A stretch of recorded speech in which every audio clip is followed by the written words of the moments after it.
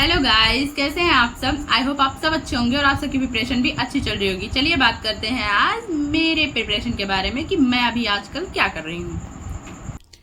तो गाइस, सबसे पहले मैं अपने दिन की शुरुआत करती हूँ। तो मैं जाती हूँ किचन में और किचन में मैं देखती हूँ कि गर्मा गर्म चाय, और देख के मैं खुश हो जाती हूँ गर्मा गर्म पूड़ियाँ भी साथ में थी। तो मैंने सोचा मैं आप सबको भी दिखा दूँ, क्योंकि सुबह सुबह मुझे इन पूड़ियों को देख के काफ़ी ज़्यादा तेज भूख लग गई थी गाइस। क्योंकि बात यह है कि रात में मैंने कुछ खाया नहीं था, रात में मेरा कुछ खाने का मन नहीं था, और सुबह सुबह गर्मा गर्म पूड़ी और चाय देख के तो भाई साहब बहुत तेज जोरों की मुझे भूख लग चुकी है।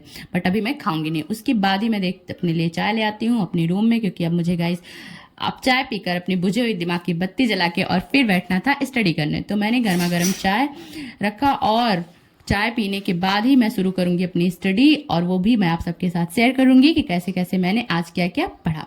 फिर सबसे पहले मैं दिखाऊं आप सबको कि मैंने सबसे पहले क्या किया। अपने रूम में जो बुक की किताबें इधर उधर मैंने बहुत ज़्यादा फैला दिया था। नाइट में स्टडी करने से गाइस क्या हो जाता है कि सब कुछ चीज़ें मेरी बहुत ज़्यादा रूम की बिखर गई थी, वो मैं सबसे पहले उठकर सही करने पर लग जाती हूँ। क्योंकि अगर किताबें हर सब्जेक्ट्स की अलग अलग है, अच्छे से रखी हुई सेट करके, तो देख के भी सही लगता है और पढ़ने में भी समझ में आता है। और अगर सब कुछ बिखरा हुआ है तो देख के ही दिमाग घूम जाता है गाइस, और पढ़ना तो बहुत दूर की बात है, मन ही नहीं करता पढ़ने का। उसके बाद ही गाइस मैं सही करके काफ़ी ज़्यादा थक चुकी थी, और गर्मी का ये हाल था कि जैसे ही मैं सही करके बैठी थी तो लाइट भी आ गया था।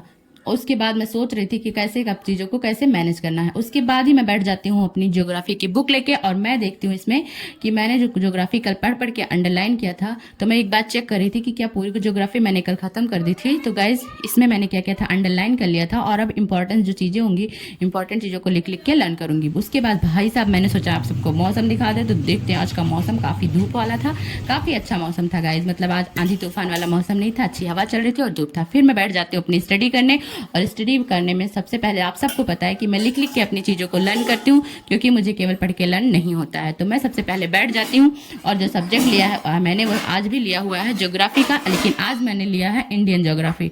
और इंडियन ज्योग्राफी में बहुत सारी ऐसी चीज़ें हैं, बहुत सारे ऐसे फैक्ट हैं जो मैं बार बार भूल जाती हूँ गाइज। तो फिर उन सबको बहुत अच्छे से लिख लिख के मैं कर रही थी स्टडी। उसके बाद मैंने सोचा कि आप सबको भी, आपके सबके भी साथ शेयर करती हूँ। एक चीज़ मैं और बोलना चाहती थी गाइज कि आप जितने लोग ऐसे हैं जो यूपीएससी की प्रिपरेशन कर रहे हैं, उन सबको तो पता ही होगा, और जितने लोगों ने अभी शुरू किया है, मैं आप सबसे कह दूँ कि आप सब ना अपने यूपीएससी की प्रिपरेशन करने से शुरू करने से पहले अपने सिलेबस पे सबसे ज़्यादा फोकस कीजिए। गाइज आप सबको पता होना चाहिए कि जीएस फर्स्ट में कितने कितने सब्जेक्ट हैं, जीएस सेकंड में कितने सब्जेक्ट हैं। अपने चारों जीएस के पेपर का आपको सिलेबस पता होना चाहिए, और सिलेबस के साथ साथ आपको ये भी पता होना चाहिए कि किस सब्जेक्ट के साथ साथ कितने सब्जेक्ट हैं, और उन सब्जेक्ट्स का रोल कितना है, कितने सब्जेक्ट से किस क्वेश्चन से कितने क्वेश्चन आते हैं, किस सब्जेक्ट के कितने क्वेश्चन आते हैं। क्योंकि अगर आप सबको ये पता होगा ना गाइस, फिर प्रॉब्लम नहीं होगी। पता हो चला कि किसी सब्जेक्ट से आ रहे हैं 3 क्वेश्चन 2 क्वेश्चन, और आप पूरा पूरा फोकस उसी पे किए जा रहे हैं। और ये आपको तभी पता चलेगा जब आपको सिलेबस चारों जीएस के पेपर का अच्छे से पता होगा, तभी आप ये डिसाइड कर पाएंगे कि किस जीएस के पेपर में कौन कौन सा सब्जेक्ट है, और हर सब्जेक्ट का अपनी अपनी जगह पे कैसा कैसा रोल है। तो मैंने सोचा आप सबसे शेयर कर दूं। और मैंने बहुत सारी बार ये बोला भी है कि एक यूपीएससी एस्पिरेंट को सबसे ज़्यादा ज़रूरी हो जाता है सिलेबस, ताकि उसे ये पता हो कि उसे पढ़ना क्या है। और दूसरी चीज़ उसके साथ ये हो जाता है कि उसको पता होना चाहिए प्रीवियस ईयर क्वेश्चन। तो आप लोग जितने भी लोगों ने अभी शुरू किया है, उन सब के लिए मेरे एक ज़रूरी बात है कि आप सब क्या करिए, 10 साल के पीवाईक्यूज, चाहे वो प्रीलिम्स के हो या मेंस के हो, वो एक बार ज़रूर देख लीजिए। गाइज यहाँ पे मैं कर रही थी, जैसा कि मैंने आप सबको बताया था, इंडियन ज्योग्राफी की प्रैक्टिस। तो गाइज मेरे हाथ में जब तक भी मैं कुछ पढ़ती हूँ ना, तो मेरे हाथ में पेन कापी रहता है। थोड़ा रीड करने के बाद जब तक मैं रिवाइज करने लगती हूँ, तो मेरे पास पेन कापी होना बहुत ज़्यादा ज़रूरी है गाइज, क्योंकि मुझे वैसे समझ में कुछ नहीं आता है।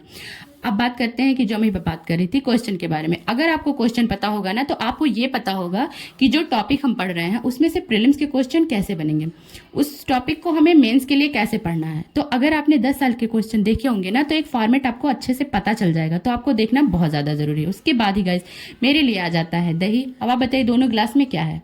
एक ग्लास है और एक कटोरी है, आप सब बता सकते हैं। तो मेरे एक ग्लास में छाछ है और कटोरी में दही। उसके बाद ही गाइज मैं खा के बैठ जाती हूँ फिर से पढ़ाई करने। और पढ़ाई में गाइज अभी तक जो क्या हुआ था कि इंडियन ज्योग्राफी का नोट्स जो है वो अभी 1 पेज बच गया था। तो कुछ मैंने सोचा कि थोड़ा सा इसको भी कर लेते हैं अच्छे से रिवीजन, क्योंकि हो परसों मेरा इंडियन ज्योग्राफी का टेस्ट है, तो मैं उसी के लिए कर रही थी बार बार रिवीजन। देखिए, हर इंसान का अपना अलग अलग होता है, किसी को पढ़ के समझ में आ जाता है, किसी को लिख के लर्न होता है। हर इंसान का तरीका अलग अलग होता है, किसी का एक जैसा भी नहीं होता है। बस कुल मिला के लर्न होना चाहिए, हमें पॉइंट टू पॉइंट चीज़ें पता होनी चाहिए, कॉन्सेप्ट हमारा क्लियर होना चाहिए। फर्क नहीं पड़ता कि आप पढ़ के याद कर रहे हैं, लिख के याद कर रहे हैं, देख के याद कर रहे हैं, कैसे याद कर रहे हैं। ठीक है, और एक बात करते हैं आप सबसे। जैसे आप सबको पता है, मैंने इससे पहले भी जिक्र किया था कि मैं हमेशा मोटिवेट रहती हूँ। आप सबको लगता है कि ऐसे, मतलब मैं खुद को थोड़ा सा आप सबसे भी कहती हूँ कि रहिए, तो उसका सिर्फ एक ही रीज़न है गाइस, क्योंकि मेरे पास प्रॉब्लम बहुत ज़्यादा है। थोड़ा मोड़ा नहीं, बहुत ही ज़्यादा प्रॉब्लम, हर चीज़ को लेकर, स्टडी को लेकर, फाइनेंशियल प्रॉब्लम, हर तरह की प्रॉब्लम। यहाँ तक कि मेरी फैमिली में मेरे मम्मी पापा को छोड़ के और कोई लोग ऐसे नहीं है जिनको ये हो, अगल बगल वाले कोई भी प्रॉब्लम। मतलब हर किसी को लगता है ना कि हाँ बस बहुत पढ़ लिया, आईएएस बन गई। आईएएस बनना इतना आसान है, अरे ऐसे लोग आईएएस बन जाते हैं, अरे आईएएस बनने चली है, अरे ऐसा हो जाएगा, वैसा हो जाएगा। 56 तरह की बातें करने वाले लोग मेरे पास रहते हैं, जो कि 24 घंटे मुझे सुनना पड़ता है। कोई भी छोटी सी बात हो, अरे भाई आईएएस, अरे भाई आईएएस। तो ये सब सुन सुन के ना गाइस मैं परेशान हो जाती हूँ, फिर मैं बहुत ही डिस्टर्ब हो जाती हूँ। फिर मेरे को लगता है कि इन लोग को पता भी नहीं है ना कि यूपीएससी है क्या, कितना टफ है, कितना इंसान मुश्किल से उसकी चीज़ की तैयारी करता है, और जिनको पता नहीं उनका काम केवल है फालतू का बोलना। और गाइस फिर देखिए मौसम ऐसा हो जाता है।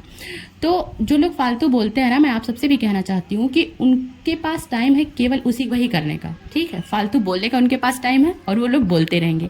आपका काम है, आप जो कर रहे हैं उसको अच्छे से करते रहिए। उनकी बातों पे कभी किसी के कहे किसी बात पे भी फोकस हमें नहीं करना चाहिए, बिकॉज अगर उनके पास कुछ करने के लिए होता तो वो फ्री में कुछ बोलने के लिए होते नहीं।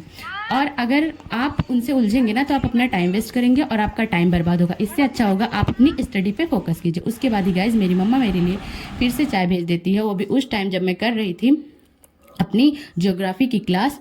तो उस टाइम पे पास मेरे पास आ जाता है चाय, क्योंकि मम्मा को पता था आज मेरा सिर दर्द कर रहा है और मैंने दोपहर में भी बोला था कि मुझे चाय चाहिए। तो मेरी मम्मा इतनी अच्छी है गाइज कि मेरे लिए चाय बना के भेज देती है। तो अब क्या है ना कि गाइज इसी सब की मुझे बहुत ज़्यादा उम्मीदें हैं। इन लोगों की जो उम्मीदें हैं उसको पूरा करना है, अपने माँ बाप के लिए करना है।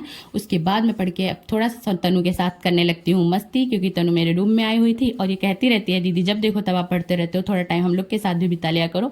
तो गाइज मैंने सोचा कि थोड़े टाइम के लिए तनु के साथ मस्ती कर लेते हैं। तनु मुझे बहुत मानती है और मेरे पास दिन भर में आती रहती है जब भी फ्री होती है। उसके बाद ही गाइज मैं बैठ जाती हूँ पढ़ने।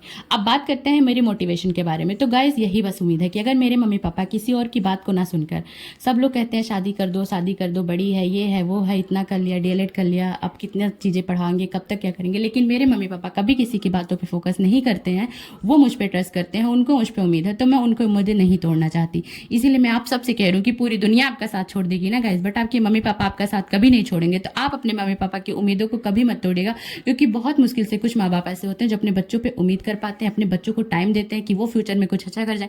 अगर आप अपने फ्यूचर बना लेंगे ना गाइज, तो मम्मी पापा तो सिर्फ कुछ दिन के लिए हैं जिनके लिए आप कुछ कर पाएंगे, लेकिन पूरी जिंदगी आपकी होगी जो आप बहुत अच्छे से काटेंगे। तो मोटिवेशन का एक फैक्टर मेरे लिए ये भी है कि आज मैं जहां हूं कल मैं उससे बेहतर अपने आप को देखना चाहती हूँ। उसके बाद ही गाइस पढ़ते पढ़ते हो जाता है शाम, तो मैंने सोचा रात की थोड़ा सा आपको दिखा दूँ। ये है मेरे रात के छत का टाइम।